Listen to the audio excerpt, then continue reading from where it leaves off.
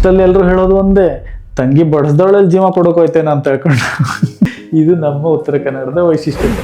ನಾವೇನಾದರೂ ವಿಶೇಷವಾಗಿ ಮಾಡ್ಬೇಕಂತ ಹೊರಟಾಗ ಫಸ್ಟ್ ಮನೆಯವರಿಂದ ಸಪೋರ್ಟ್ ಸಿಗ್ಬೇಕಂತೆ, ಅದಾದಮೇಲೆ ಊರವರಿಂದ ಸಪೋರ್ಟ್ ಸಿಗ್ಬೇಕಂತೆ.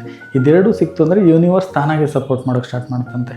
ಇದು ಯಾಕೆ ಹೇಳ್ತಾ ಇದ್ದೀನಿ ಅಂದರೆ, ಇವಾಗ ನಾನು ವೀಡಿಯೋ ಮಾಡೋಕ್ಕೆ ಸ್ಟಾರ್ಟ್ ಮಾಡಿದ್ಮೇಲೆ ನಮ್ಮ ಊರವ್ರು ತುಂಬ ಜನ ಸಪೋರ್ಟ್ ಮಾಡಿದ್ದಾರೆ ಪಾಪ. ಕಾಲ್ ಮಾಡಿ ಮೆಸೇಜ್ ಮಾಡಿ ಎಲ್ಲ ಹೇಳ್ತಾರೆ, ಇವಾಗಂತೂ ನಮ್ಮ ಉತ್ತರ ಕನ್ನಡ ಸ್ಲ್ಯಾಂಗಲ್ಲಿ ವೀಡಿಯೋಸ್ ಮಾಡ್ತಾ ಹೋಗು, ಚೆನ್ನಾಗಿ ಬರ್ತಾಯಿದೆ ಹಾಗೆ ಹೀಗೆ ಅಂತ ಹೇಳ್ತಾರೆ. ನಿಜ, ನಾನು ತುಂಬ ಇನ್ನೂ ಕಂಟೆಂಟ್ ರೆಡಿ ಇದೆ, ನಾನು ಮಾಡ್ತೀನಿ.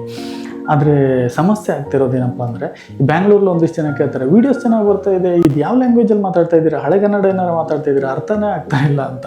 ಮೋಸ್ಟ್ಲಿ ಇದೇ ಕಾರಣಕ್ಕೆ ಅನಿಸುತ್ತೆ ನಮ್ಮಲ್ಲಿ ಉತ್ತರ ಕನ್ನಡದ ಒಂದಿಷ್ಟು ಜನ ಕಂಟೆಂಟ್ ಕ್ರಿಯೇಟರ್ಗಳು ನಮ್ಮ ಸ್ಲ್ಯಾಂಗಲ್ಲಿ ಮಾತಾಡ್ತಾ ಇದ್ರು ಪ್ಯೂರ್ ನಮ್ಮ ಸ್ಲ್ಯಾಂಗನ್ನು ಯೂಸ್ ಮಾಡಲ್ಲ, ಅಲ್ಲಲ್ಲಿ ಮಿಕ್ಸ್ ಮಾಡ್ತಾರೆ. ಯಾಕೆಂದರೆ ಅದು ತಪ್ಪಲ್ಲ. ನಮ್ಮಲ್ಲಿ ನೋಡಿ, ಇವಾಗ ಪ್ರತಿ 20 ಕಿಲೋಮೀಟ್ರಿಗೆ ಸ್ಲ್ಯಾಂಗ್ ಚೇಂಜ್ ಆಗುತ್ತೆ ಅನ್ನೋದು ಒಂದು ಮಾತಿದೆ.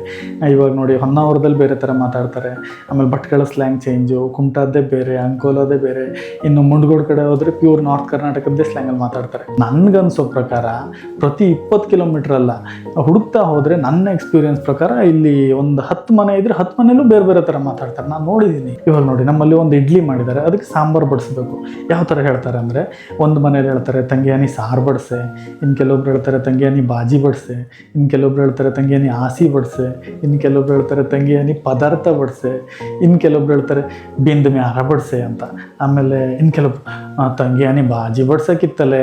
ಈ ಥರ ನಮ್ಮಲ್ಲಿ ಕೊಂಕಣಿ ಮಾತಾಡೋರು ಇದ್ದಾರೆ. ಅದರಲ್ಲಿ ನಮ್ಮ ಶೇರುಗಾರ್ ಫ್ರೆಂಡ್ಸ್ ಎಲ್ಲ ಇದ್ದರೆ ಅವ್ರುಗಳು ನಮ್ಮ ಮನೆಗೆ ಬಂದರೆ ಅವ್ರು ಹೆಂಗೆ ಮಾತಾಡ್ತಾರೆ ಅಂದರೆ, ಹೌದು ನೀ ಬಾಜಿ ಬಡಿಸೋದಿಲ್ಲ, ಅವ್ರ ಸ್ಲ್ಯಾಂಗೇ ಬೇರೆ. ಇದೆ ಅಲ್ವ ನಮ್ಮ ವೈಶಿಷ್ಟ್ಯತೆ ಅಂತ. ಆದರೆ ಲಾಸ್ಟಲ್ಲಿ ಎಲ್ಲರೂ ಹೇಳೋದು ಒಂದೇ, ತಂಗಿ ಬಡಿಸ್ದವಳಲ್ಲಿ ಜೀವ ಕೊಡೋಕೋಯ್ತೇನೆ ಅಂತ ಹೇಳ್ಕೊಂಡು. ಇದು ನಮ್ಮ ಉತ್ತರ ಕನ್ನಡದ ವೈಶಿಷ್ಟ್ಯತೆ. ನಿಮ್ಗಳ ಮನೆಗಳಲ್ಲಿ ಯಾವ ಥರ ಹೇಳ್ತಾರೆ ಅಂತ ಕಮೆಂಟ್ ಮಾಡಿ ಪ್ಲೀಸ್.